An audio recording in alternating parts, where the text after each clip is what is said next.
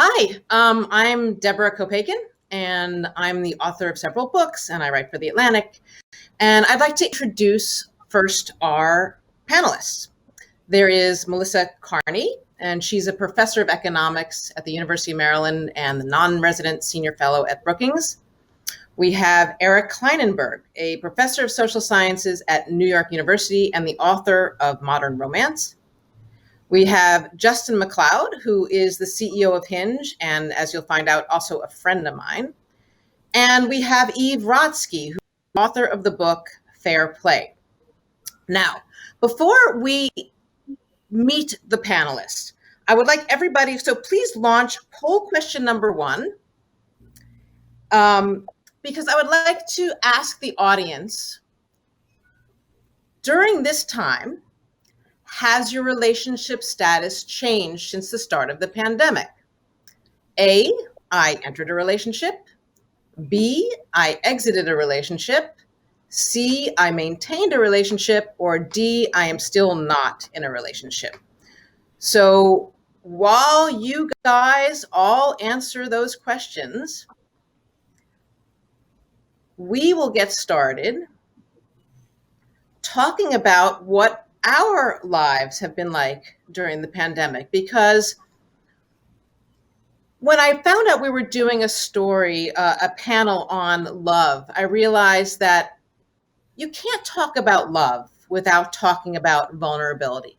Love is vulnerability. And for us to all to get comfortable talking about love, we should be vulnerable with one another first. So what I'm going to ask everybody, and I'll start so that I can sort of kick it off, is how has your experience of the pandemic been? I can tell you that I was married for 25 years, and then I got a divorce in 2018, and I've been with a new partner for the past 3 years. When I wake up every day during this pandemic with this new partner, I actually think to myself, I'm so happy to be with this person. I'm so happy that I'm going through this trauma with this person whom I love. I have 3 kids as well, and one of them was stuck in the Peace Corps and had to get back from Cameroon. The other one was stuck in Greece, where he was working with Syrian refugees and had to get back. And then I have a 14-year-old who's been doing Zoom school. And all of that has been challenging, but not nearly as challenging, I imagine, as now I will call up Justin McLeod. Justin, let us know how it's been with you for having a little baby at home. Yeah, so I had I think he was 5 months or 6 months when the pandemic began. And I'm with my wife, Kate, and it's been difficult, but not impossible. And I think that ultimately Kate and I have found, I think that we grow closer through forging difficulties together.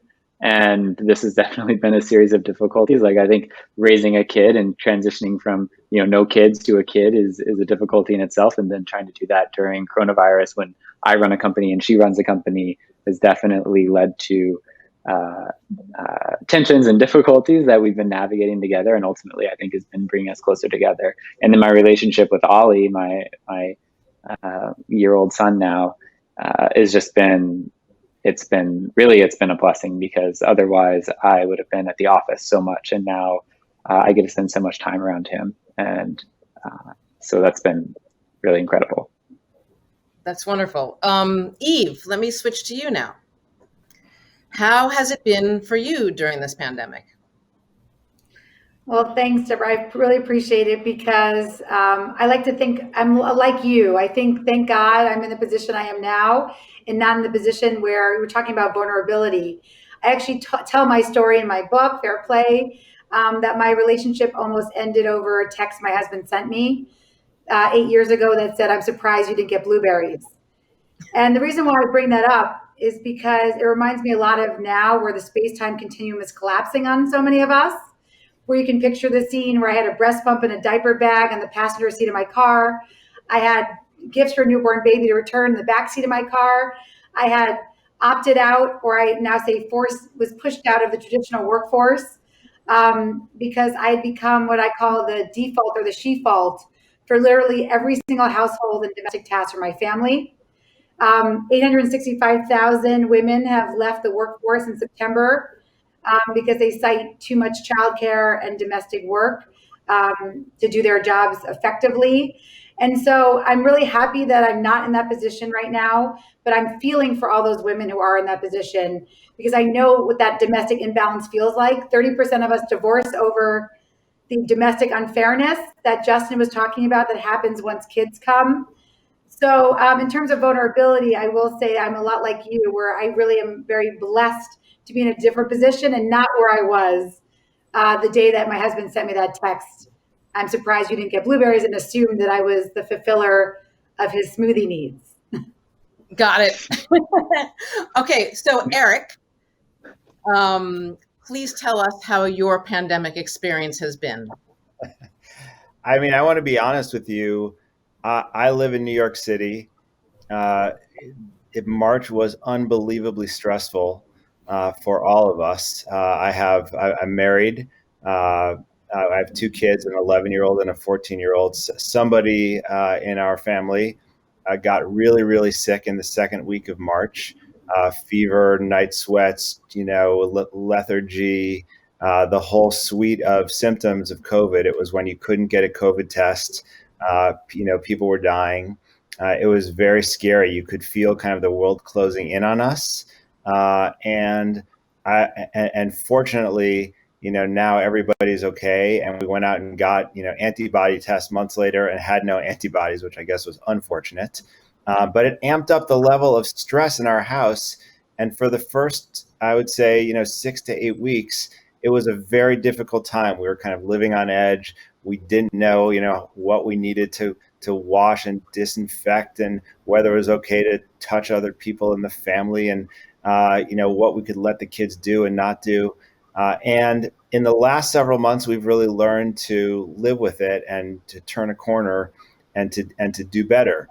Remote schooling while both parents are working at home on the same Wi-Fi network has not been easy. And so I think, like a lot of families, we've struggled with, fundamental things that we took for granted.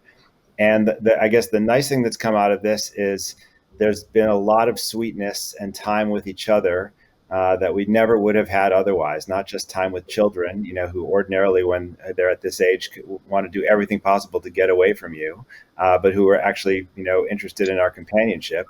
But also, my wife and I have had time to kind of not travel and be together and focus on each other in ways that have felt really good. So at the moment, we feel relieved, like we've been through something, but I think this is just a tremendously challenging moment. Eric, I should have actually stated up front too that my partner and I and my 14-year-old son all had COVID as well, and that was challenging to say the least. I had worse than the other two, and I'm one of the long haulers, so I have something called POTS, which is postural orthostatic tachycardia syndrome. But again, bringing it back to the theme of love, the love that is shared in this home has been very helpful during a period of intense stress. Melissa, I would like to ask you what COVID has been like for you. So I've been home since March with my husband and our 3 kids. They're 15, 13, and 10. And we've all been home working and schooling from home now, teaching from home for over 6 months.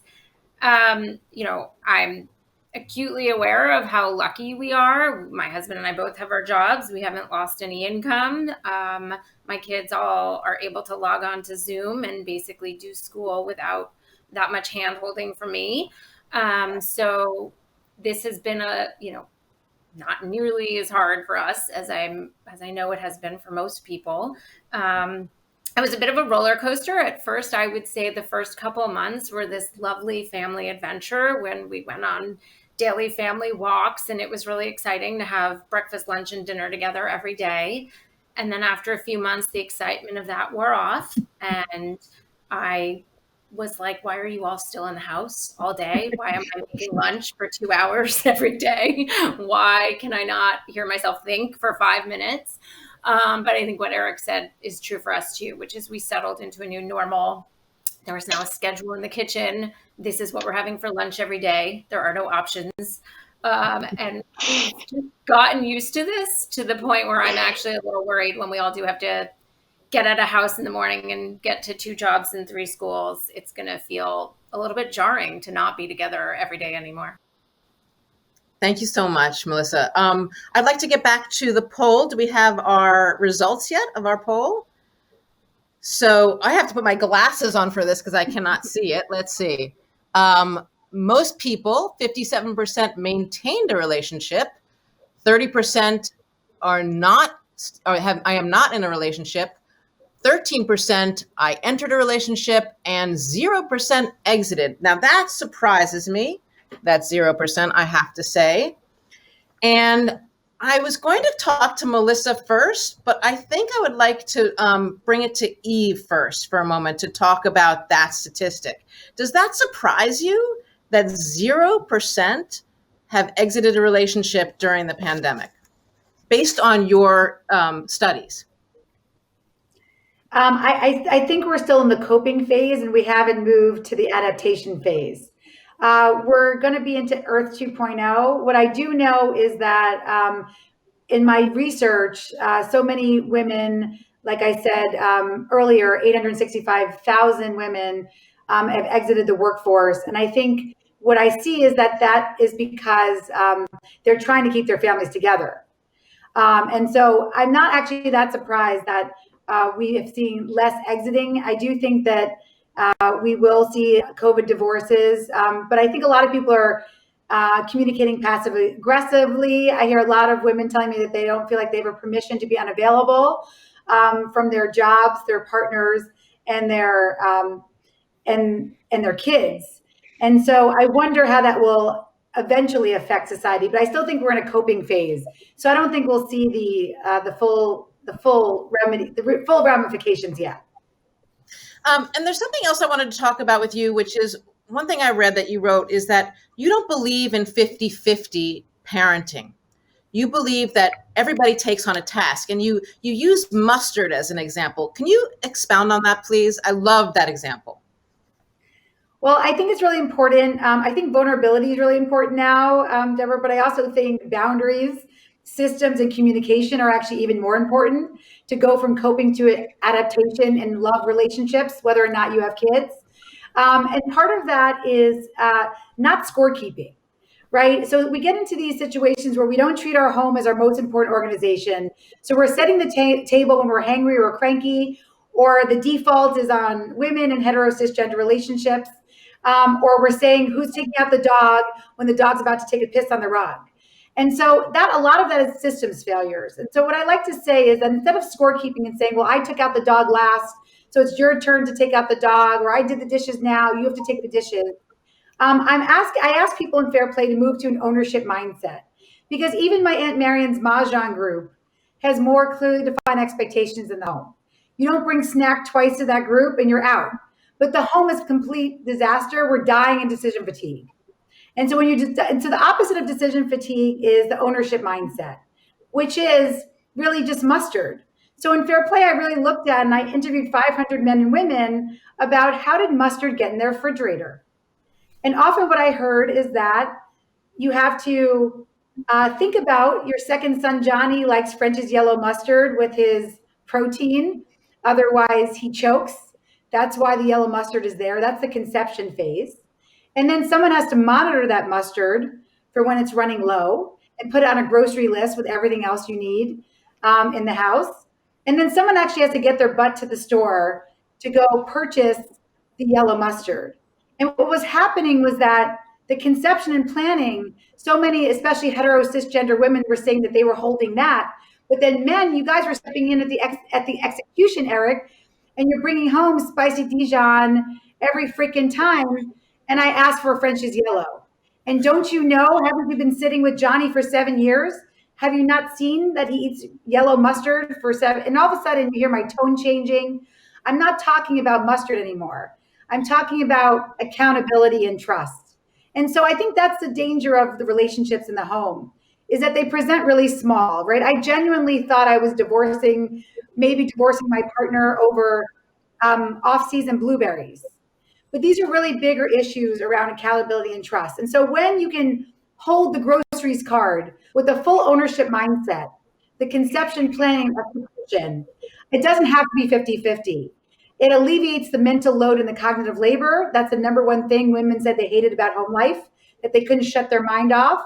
And the number one thing men said they hated about home life in hetero cisgender relationships was that they can't get anything right.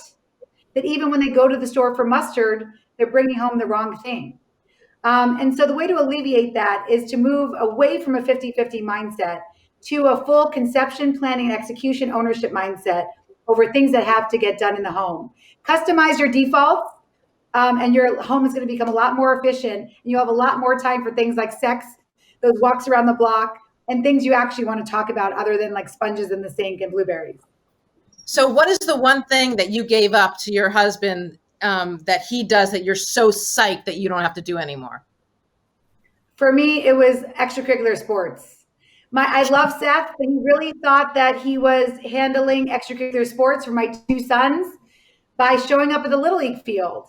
And when I got to explain to him that an ownership mindset meant that he would survey my kids' friends to see what they wanted to play, sign up for the AOISO portal that always crashes and I never seem to have the right password, become the coach's helper and get a gift for the coach, deal with be snack mom, and also coordinate all of the practices and getting them to practice. I realized just that ownership mindset of that one task, I alleviated about 6 to 10 hours of my time a week when we had extracurricular sports. And that was something that Seth loved to do and was happy to take on and didn't want me meddling in that. So from there, we grew into a home that looks like a much more fair home than when I was holding all of the conception and planning of, as I said, literally every single household and domestic task for my family. And it alleviates so much of the arguments that we would have been having during this time. Wonderful. I think we should backtrack before the babies even come. And that's where I want to speak to Melissa. So Melissa, the statistics that you have, you believe, according to what I was given, the information I was given, that you believe that this is not going to end up in a baby boom, but a baby bust to the tune of 300,000 to perhaps 500,000 fewer births. Please explain. That's right.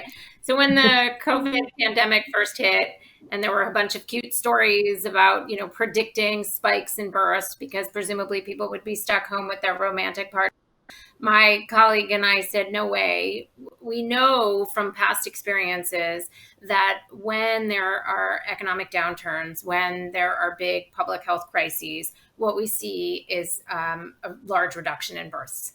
And so that's what we based our prediction on. We looked at the experience of,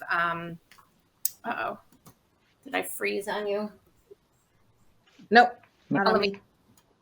No, okay. On the Great Recession, when you look at the Great Recession, what happened in the US was that births fell by 9%.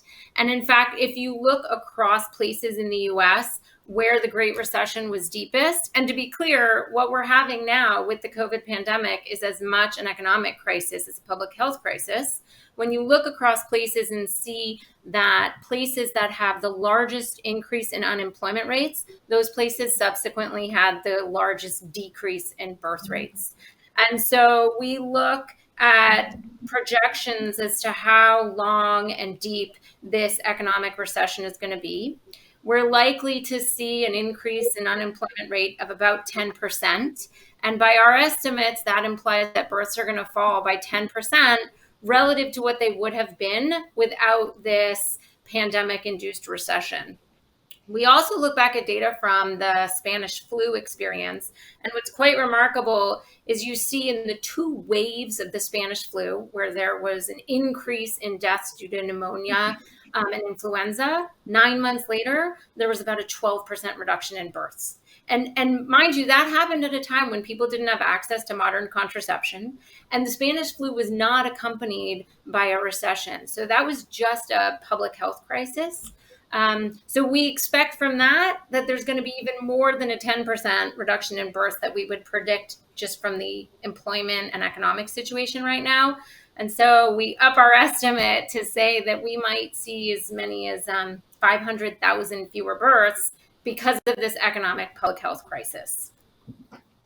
And would you say that might be the same in a country, say, like a Scandinavian country, where childcare is paid for, where there's a creche for the kids to go to? Is this specifically statistics related to American births? That's a good question. So the relationship that we observe based on economic conditions in births is particular to the US. But I want to be clear that in sort of lots of different contexts and lots of different countries, we have economic evidence that when people lose their jobs, when employment is down, when people suffer losses in income, people have fewer kids. And that's an income effect. That's an economic relationship. That's true. Now, you might think there's lots of reasons why the decrease in births that we experience in the US now is going to be even worse than what we're predicting. Things like school closures. If kids are home, and as Eve was saying, most of that burden falls to women and it causes all sorts of marital strife, that's going to cause an even larger reduction in births than we would have predicted. And that sort of extra marital strife, reduction in, let's say, second, third, or fourth kids, that might be different across places with different sort of norms, with different levels of school closure, with different levels of access to childcare, et cetera. Those kind of effects are on top of just the economic and public health effects that we are basing our prediction off. And so what are the upshot of all this? What happens when we have 500,000 fewer births? There's not much upshot. I mean, this is actually a really big deal. It'll be a big deal on a personal level. If this pandemic lasts for a long time, and a lot of these job losses, a lot of these decreases in income are permanent, there will be a number of people who never have those births. So they won't just be delayed, they won't happen, right? And so that's a large personal loss for people who can't afford to have the number of kids they would have liked. There's also a large societal loss. I mean, sometimes people forget how important births are to the functioning of our economy, but we need births. We need young people to replenish the workforce, to support our social insurance programs, to generate economic productivity, et cetera. So a huge reduction in births, if it's permanent, that has lasting implications. Thank you so much, Melissa. I think this actually is a good segue to bring on Eric. Eric, I know you've been working on a book on the implications of love in the time of Corona, specifically loneliness and people who are in relationships. What have you learned so far? Yeah, so the book is actually about this pivotal year of 2020 where everything is up for grabs, and we look really closely, or I look really closely at the at loneliness and our relationships, and so I've been interviewing people who've been living alone, and also people who are living with each other, living with partners, living with children. And one of the really fascinating things I'm learning, well, first of all, I guess I should say, in response to all of the concern about the future of children and reproduction, that it's so striking at this moment to think that to be pro-life really means wearing a mask. And it's like, what a moment for us to think about the distortions in our conversation about public health in the United States, and how consequential it is for everyone in their personal health and also in their economy if we fail to get public health stuff right. And so I wanted to remark on that before I jumped into what I'm learning in interviews. But in conversations, one very striking thing is that a lot of people worry that we have entered into this moment where we're in what some call loneliness epidemic. And you oftentimes see in magazines or newspaper stories this idea that we're more isolated than we've ever been. We're cut off from each other in all kinds of ways. And you would think that this pandemic experience, when we were told to be socially distanced, would make an even greater crisis. And here I want to report some news that might be surprisingly good. First of all, the evidence that we're in a loneliness epidemic or an isolation epidemic is really quite weak. And in fact, if you look at people's experiences during this pandemic, what you learn is that people really miss physical contact, especially people who are living alone, but even people who live with others miss the physical proximity of being around, friends and neighbors, of hugging, of touching. But in a striking way, people are making connections and staying connected with friends, with family members, people in faraway places, in ways that make them feel almost more bonded than they were before. There's been a kind of extraordinary reaching out, largely through social media or through some kind of technology. And so loneliness and isolation is not really where some people would have thought that it was. What we are seeing, though, is that there's a lot of anxiety. There's depression. We're seeing spikes in suicide and suicidal ideation. This has been an enormously stressful period, and that's obviously not just about the nature of our bonds with each other. It's also about our projections of where we're heading in the future. It's about our feelings of insecurity in the moment. And so, really interestingly, like in the interviews I've done, people who are living alone, for the most part, are feeling more connected than they expected to. And they're worried about what's happening with their friends and family members who are living with others. They say it's actually relatively easy for me to get by, and they think a lot about the women in their lives who are managing families, who have husbands who are not holding up their end of the bargain. They worry about the stress on children, and they worry about all the kind of fear that you find in families today. And also, I should say that people who are living in families worry about their people who are on their own. So I guess that at the end of the day, it's a hard time to be living alone. It's a hard time to be living with other people. It's just a hard time. And I think at the end of this, there's going to be a real reckoning. Some of us will find that our relationships have gotten closer, but I think that there's going to be a lot of pain that people will have to confront when we hit a post-pandemic moment. I'd like to actually call up the one slide that I asked for, which is a cartoon that was created by Tim Urban about relationships. So at the top of the staircase, of the figured it all out staircase, which I just think is a brilliant way of looking at relationships, is a relationship that's working. The two people are in love, they're doing fine. At the bottom of the staircase is a couple that's fighting. And in the middle, and this speaks to what Eric was talking about, is a person who's alone, but better off than the couple that's below. So with this in mind, I first want to ask one more question of our audience. So let's call up question number 4, which I will read. Have you been lonely during the pandemic? And A is never, B is sometimes, and C is always. And loneliness is what will drive me straight to Justin McLeod, who is our CEO of a dating app, Hinge. And before I even introduce Justin, let me say that I met Justin by interviewing him in, what was it, 2014, Justin? I think it was, right? Yep, and that's right.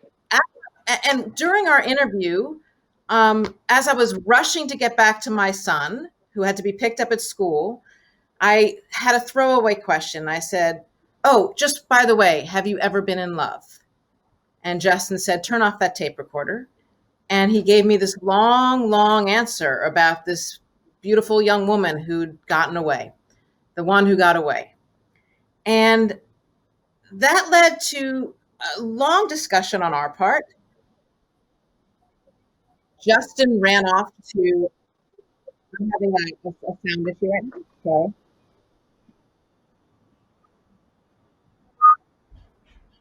Okay, am I back on?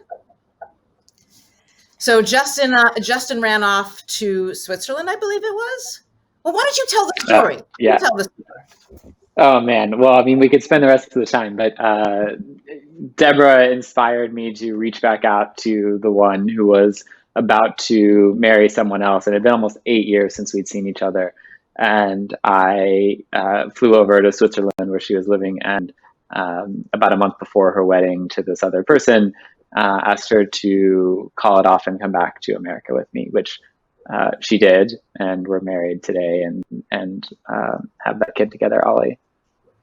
And there's so, obviously more to the story than that. It's yeah. All right. Yeah. So after the story, when Justin brought Kate back to the United States, we had lunch, and I ended up writing a modern love column about it. And then suddenly, Justin and I got phone calls a day before shooting was supposed to begin that Catherine Keener was playing me, and Dev Patel was playing Justin in episode 2 of Amazon's Modern Love. And I say this only because sometimes when you get vulnerable with somebody else, whether it's in an interview situation, whether it's with a partner, whether it's with a stranger, that can lead to, and I know this is going to sound corny, many, many beautiful things. And with dating apps, Justin, what have you found in terms of vulnerability during this period of time? Are you seeing more people being real on dating apps and not playing games because there's so much at stake here? I mean, health is at stake for one. What are you seeing in the dating app world right now? We are seeing evidence of that. I mean, one, we've seen tremendous growth at Hinge since the beginning of the pandemic. We do find that people are lonely, as we were just talking about, especially people who are living alone.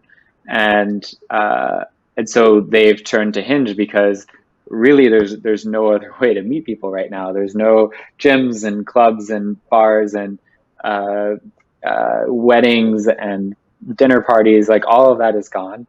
And so people are turning to dating apps, and they're especially turning to Hinge because we've really designed, we say we're designed to be deleted, but what that really means is we're designed around vulnerability and intention and quality over quantity.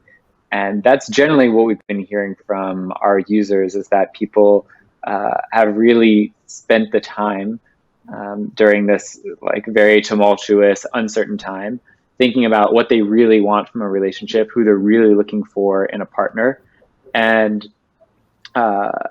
developing healthier dating habits. We're seeing more messaging on the platform than ever. We're seeing less ghosting than ever. We're seeing more, like a higher rate of conversion from matching into exchanging phone numbers and going on dates. In fact, even with social distancing right now, we're seeing more dates per user than we've seen ever before. And a lot of those dates are becoming video dates. And that's something that we've also seen during this pandemic, is that people who, like, I can tell you that video dating was not really a thing that was happening before the pandemic, but people are, out of necessity, starting to do FaceTimes as first dates before people will meet up. And that's becoming a very popular trend. About half our users now have tried this, which is a really stunning increase. And what's more interesting is that people say that they really like it and they plan to continue to do it even after the pandemic ends. Before they would meet up with someone, they would want to have a video chat to get to know the person a little bit better. You know, when I was dating, so between my separation in 2013 and my meeting my current partner, I met him on Bumble, by the way. Sorry, I did use Hinge. But I would have never in a million years gone on a video date. And now I see my 25-year-old son facing those issues. You know, you have to adapt to this situation. Could I say one thing? Like, sure, go ahead. I mean, I definitely think we're all adapting to the situation, and it's an amazing thing that Hinge and other online dating services are doing the kind of business they're doing and are as busy. The one little thing is that it's very easy to see that and think, oh, well, the reason is because people are so lonely right now. And I would just say, we should be a little careful about that. I don't really think we have reason to think that people are lonelier than they were before, but I do think what we have reason to believe is that everything else is shut down, right? You don't go meet people in bars, you don't meet people in the classroom, you don't go hang out in a park or a baseball game or a gym. What we have is the screen. And it's an amazing thing that we have these technologies to connect us. And, thank goodness for the Zooms and FaceTimes and Hinges of the world at a moment like this. But I think one of the real challenges for us as we move forward is to kind of get the balance right. When we hit the post-pandemic moment, ultimately, we do want to be face-to-face. Ultimately, we do want to get off the screen. The video date at first is terrific. But there's going to be a huge challenge before us that's rebuilding the gathering places, the kind of social infrastructure that we need to build all of our relationships, not just the most intimate ones, but all of them. And I don't think we've really been able to square up to that question of how we do it. And as much as I love like being here with all of you on the screen, I feel a little bit bummed that we can't be together in Beverly Hills right now and then go have a drink afterwards and do that stuff. So, what's a substitute that we're going to move to forever, and what's a kind of a supplement? That's a big question moving forward. Yeah, I couldn't agree more. I think that like when we say that we're designed to be deleted because we want people off our app and not on our app, and we think that like the primacy of the in-person interaction will never go away, and because we just crave it as human beings, and apps that are designed around engagement and retention that keep us sucked into their screens, I think are really doing us a lot of disservice, and have I've seen a lot of evidence that have increased our feelings of loneliness. I'm not sure that that's increased with the pandemic per se, but leading up to pandemic over the last 10 or 15 years, the replacement of genuine vulnerable interaction with social posting and liking of content, which optimizes and drives behavior away from vulnerability and towards putting up a sort of perfected image of yourself, makes people feel more connected and more lonely than they've ever felt maybe in the history of the world.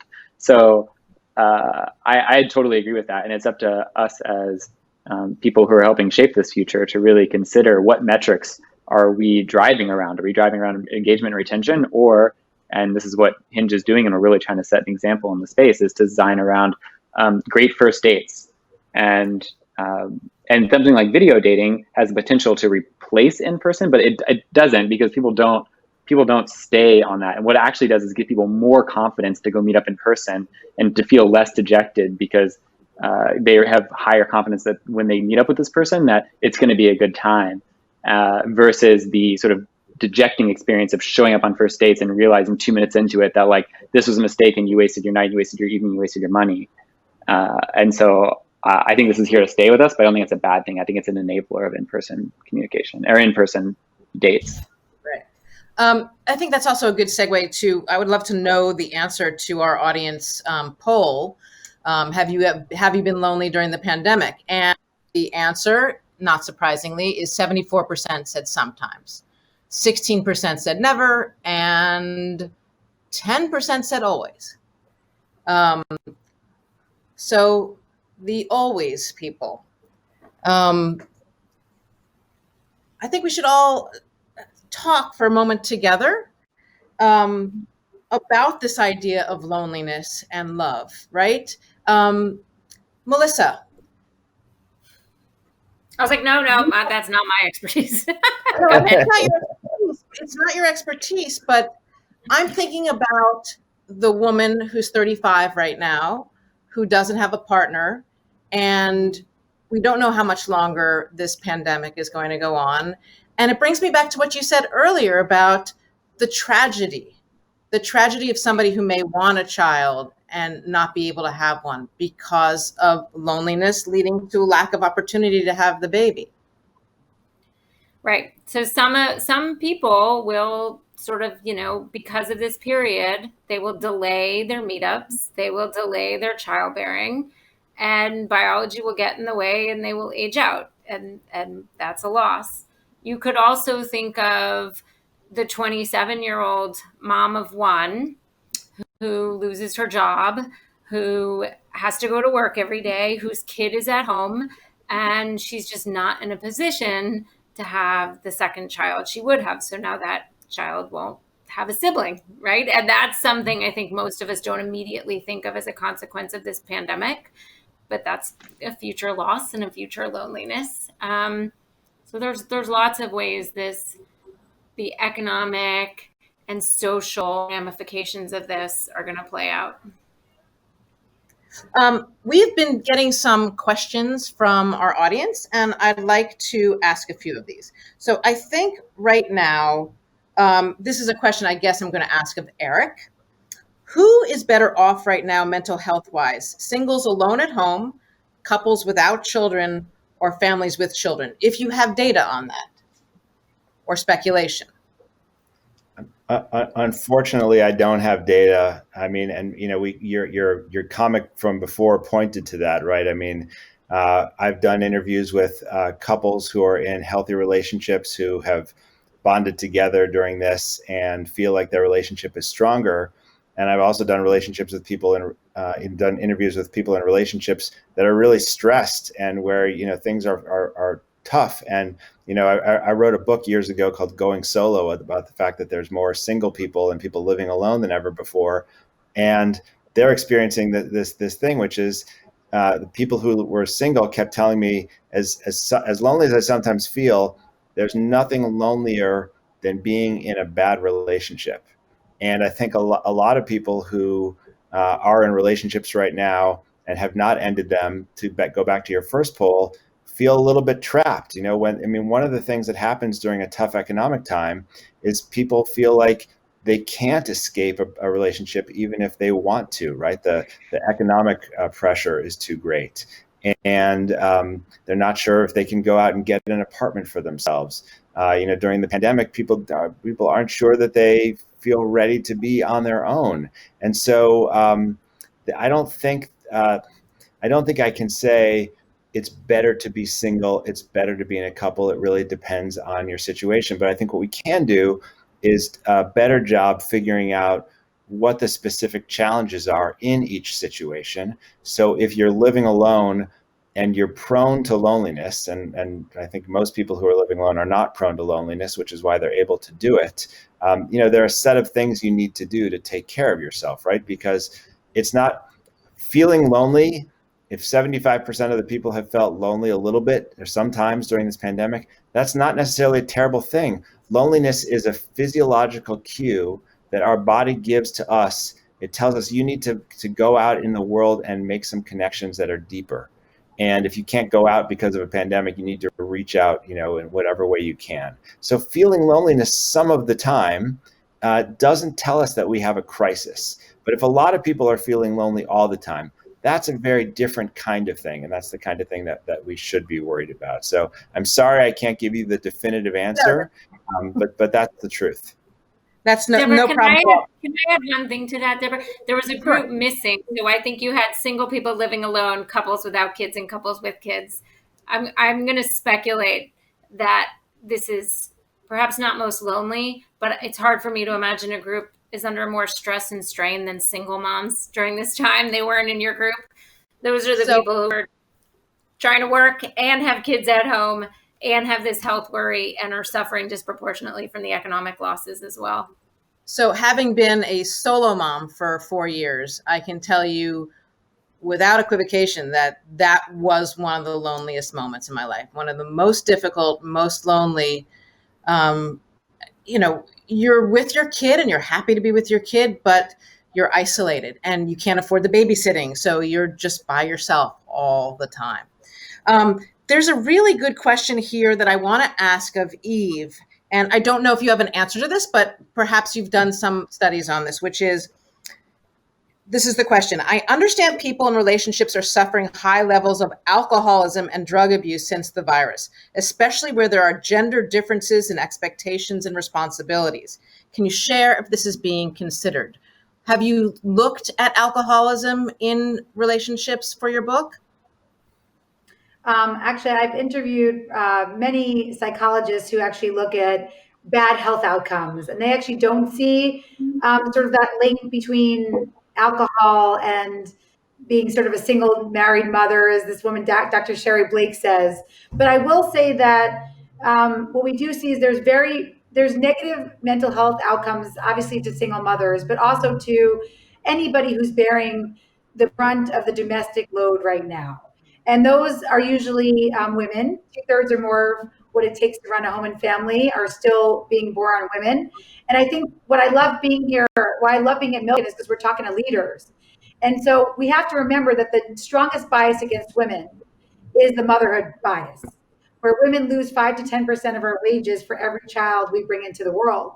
And so I think when you look at it that way, the costs to women are not only to their money in their pocket, especially if they're in a relationship where they're bearing the full domestic load, whether they're single or in a relationship. But it's not just the cost of their money, but it's the cost to our mental health, which is related to alcohol consumption and other things, but also the cost to our identity. And I think what I hear most is loneliness comes, ironically, from sometimes too much togetherness. And so from a lot of women, what I hear is that they're lonely because they have no permission to be unavailable, that they feel like they are always in a role, whether it's a worker, a partner, or a parent. And so a lot of this is sort of unwinding what it means to be a human being. What does work-life integration mean? And I think a lot of what I love about what Eric says is, and also my friend Mia Birdsong, I was just reading her book, is that we've lost community in work-life integration. And this was happening before the pandemic. But obviously, when we're forced into our nuclear family structure, we forget that that's not how we're supposed to be living. We're not supposed to be living in nuclear families. We've never done that. That was sort of a fluke of the 1940s and the 1950s. But we are supposed to be living in vibrant communities. And so I think that if we can go to a place now where work-life integration, we also call it work-life community integration, where we center ourselves in a community as opposed to just in our work cubicle, then I think we're going to be much better after this. So to that point, I want to say that right at the beginning of the pandemic, I received a call from a friend of mine who lives in California, and she'd gathered a group of women writers, to do a 7-minute workout every day at 11:45 Eastern Standard, 8:45 California time. And I knew 2 of the women beforehand. And now I consider these, it depends on how many people, but, between 4 and 16 of us every day, I consider them some of my best friends, and I've never met a few of them in person. And that's love too. And one of them is going through a cancer diagnosis right now, and we all sent a blanket to her. There are ways to create the community that you're talking about in a pandemic. I want to ask one of the other questions. I think I want to ask all of us, and I'll answer first. One person asked, what is the best way to take alone time while in quarantine without offending your loved ones? Now, when we're all on top of each other, I'm living in a home that has at any given moment 3, 4, or 5 people in it. So for my alone time, I have been going on bike rides. I've been going on walks with the dog. And when it was nice out, I would go do yoga in the park because all the yoga studios are closed. I would like to ask each of you one at a time. Let's start with Melissa. What have you been doing during this pandemic moment to find some alone time, which is just as important as love? That's funny because the way it was phrased really hits home, because I do feel like especially my youngest daughter and my husband get insulted when I want alone time. So I've been going for walks, and I'm like whispering. It used to be I wanted to go for walks with family. Then I wanted to go for walks, but I couldn't go alone. So now I put in my ear pods and say I'm taking a phone call when I go for a walk, even if I'm just walking alone. So that's my sneaky, guilty way of getting out of the house by myself. We're not going to tell anyone. Don't worry. Eric, what is your alone time? Okay, I'm going to tell you my alone time, but the thing that was just happening before was so interesting. What he was saying. I just want to just reiterate this point really quickly. One of the things about this pandemic is it does offer us a chance to reset coming out of it. And we've had this incredible experience of having to kind of remake our social lives, to think about our relationships, the balance we have between things that are online and things that are in person. And I really hope that we're all using this moment to think about, how we want to be with each other when we come back. And it would be a terrible waste for us not to ask those questions of ourselves. We clearly had the balance wrong before, and it would be an extraordinary thing if we took this moment to find a better thing. So my quick thing on the way that I'm alone, it's a little bit of a cheat, but I found that the best thing for me to do is to to go out and I play sports. I've been playing tennis, and I'm hitting with someone else. But the thing about playing tennis is you've got a lot of space to yourself, and you're basically in a dialogue with yourself about how horrible you're playing most of the time. And so it's not total solitude, but I find it's like a very intense way to be with myself. And I also get to run a little bit, which I really need. That's nice. That's lovely. Justin, how have you been spending time alone, if at all? I mean, you have a baby. I'm not sure how much alone time you're actually getting. Are you? I do, and I am. I get up pretty early. And so my mornings are typically my alone time. So I wake up in the morning, I do some yoga and some breathing in the morning, and that's kind of my opportunity to like reset. Sometimes I'll even take a bike ride into town and get some breakfast and come back.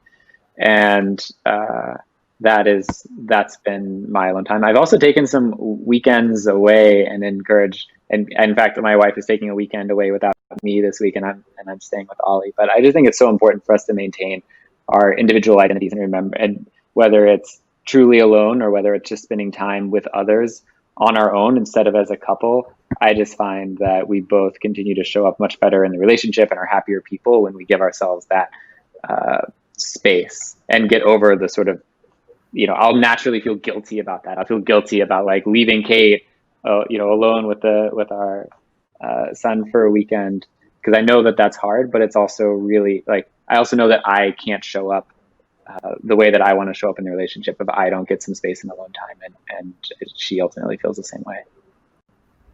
Thank you, Justin. Eve, obviously this is probably right in your wheelhouse. So you have created a home in which there are expectations of who gets the mustard and who doesn't get the mustard, who goes to the sports games and who doesn't go to the sports games. In terms of alone time, have you worked out a pattern for that as well? Or is it more catch as catch can? Definitely not. This is actually the one area where I think 50-50 scorekeeping is actually really important. Because one of the main findings I had for fair play was this crazy thing where a midlife crisis is not, green Ferrari or breast implants. It's really this idea that, as that person said, that people get offended when you want to be away from them, right? It's this idea that the person who's supposed to love you the most resents you the most for doing what I call your happiness trio. Your self-care, your time with friends, or your what I call your unicorn space, the active pursuits that make you you. For me, that's writing in my Bollywood hip hop class. There's too much intensive togetherness. And unfortunately, the pandemic has now made that even worse. But this idea that we should feel guilty for not being our roles as a parent, a partner, or professional is really, to me, what the truly midlife crisis is. If you resent your partner for taking their happiness trio time, their self-care, their time for their art class, it's typically because you're not getting it yourself. So this is where I ask couples to sit down to really discuss what the active pursuits that make you you are. And as Justin says, it's so important to maintain that individual identity for you to grow and thrive as a couple. I think let's do one more question before we're 7 minutes away from the end here. And one of the questions we have, and this is related to what we were just talking about with Eve, is how is domestic labor, chores, child rearing, educating, cooking distributed across the members of your household? This is question number 2. A, evenly distributed. B, skewed heavily toward female members of the home. Or C, skewed heavily toward male members of the home. And while our audience answers those questions, I'd like to ask Justin one more question that somebody had asked, one of our audience members. This is a very specific Hinge question. How has Hinge's business strategy pivoted or evolved in reaction to COVID? And what trends have they seen on user experience? Well, I think we've seen some things. Like I think that the transition to video happened way faster than we thought it was going to happen, and we knew that there was sort of some small demand for that, but all of a sudden having 50% of your users having tried it is like a very different world. So changing our product roadmaps to introduce in-app video, and we have some updates coming to that, which I think are going to make it really cool, are coming out. But overall, our long-term strategy doesn't and hasn't changed. We still believe in like I was talking about before, our number one metric is great first dates, and we now include video dates as part of that, knowing that video dates eventually lead to in-person dates. And so like the core of it is still the same. The core of helping people deepen, show like a more authentic, more vulnerable side of themselves, to be more intentional about who they like, and how they like them. We don't just have the swipe feature where you swipe left and right, but you actually choose something about the person that you like and comment on it. All those things really have stayed central and core. And in terms of user behavior, we saw it's been a pretty wild ride. Initially during the first during March, we saw a little bit of pullback, and then in April, roaring back. And I think people started really joining Hinge and messaging more. And now it's leveled out, but I think that we're still seeing a pretty strong inclination towards messaging, and especially towards exchanging phone numbers and going out on dates. That is higher than we've ever seen it on a per person and per match basis. So before we end, because we only have a few more minutes, I'd like to ask everybody one question, and that is, what do you think is the upshot of all of this? Meaning, let's say we don't have a vaccine, or we don't have a way of getting back into our real lives until, some are saying July 2021, August 2021, maybe later. What is your prediction, based on each of your own areas of expertise, what will happen from here until the summer of 2021? Why don't we start with Melissa, please?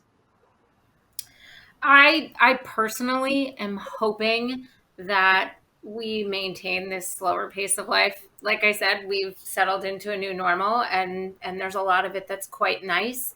I can't imagine we're going to go back to, my husband and I getting home late and the kids having eaten dinner before we gotten home, or just rushing around all weekend. So I'm hoping that this slower pace of life stays with us to some degree.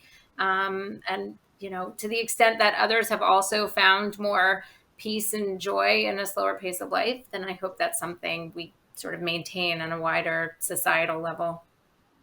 I absolutely agree with that. Eric, what are your predictions, knowing everything you know and learning everything you have already learned? So I'm going to be a little political about this and say that this is actually a political question, because we don't just have this pandemic. We also have, as we've heard so much today, this extraordinary economic crisis. It's a recession now. It could easily become a depression. And what happens to future relationships really hinges on, whether we're able to do something to provide meaningful relief to the millions of Americans and millions of American families that are underwater right now. And I think you can't talk about healthy relationships and intimacy and love if you're not going to do something to provide the basic security that we as human beings need to make commitments to each other, and to show up and to feel like we can engage. And right now, the country, we are failing to do that. And so I think if we have change in our election, if we get rid of the president and the Senate, I feel really positive about what we can do. And if we don't, I think we're entering into a really dark age. I agree with that. I know a lot of my friends have been talking about immigrating if this president stays in office. The darkness will affect our relationships for sure. Yeah. Eve, I'd like to ask you, please, what are your predictions for the future right now? Knowing what we know and what we don't know? Well, I think I want to talk to leaders and say, I think we're at an inflection point. If you want to have a real commitment to diversity, equity, and inclusion, and you're talking about that this conference, we're at an inflection point where either we can go back to the 1950s and traditional gender roles, or we can start changing the workplace for the betterment of women and men, and center family life as opposed to an hour in the chair. And you can still be productive and you can still do your work. But what I love is, do you believe that holding your child's hand in the pediatrician's office is as valuable an hour as in your boardrooms? Because I know Justin does. I saw his beautiful child, his Zoom with him before. I'd say that the more professional white men can model that behavior and pick up that phone call from the school and lean into the home, the more we're going to see real DEI inclusion commitments. So just to end this really quickly, because I know we have to look at the results of that last poll, the domestic labor poll. Do we have that, or are we out of time right now? Oh, we have it. Look at that. Domestic labor poll. 61% say it's evenly distributed, which is wonderful. 39% said skewed heavily towards female members of the home, and 0% skewed heavily toward male members of the home. Okay, well, men, you got a lot of stuff to still work on. Thank you so much for joining us today. This is really fun. I wish we could keep talking for another hour, but we are limited. So bye, and be nice to each other and love. Please love. Thanks, And get Deborah. Eve's book. Thank you for being a wonderful moderator. Thank you.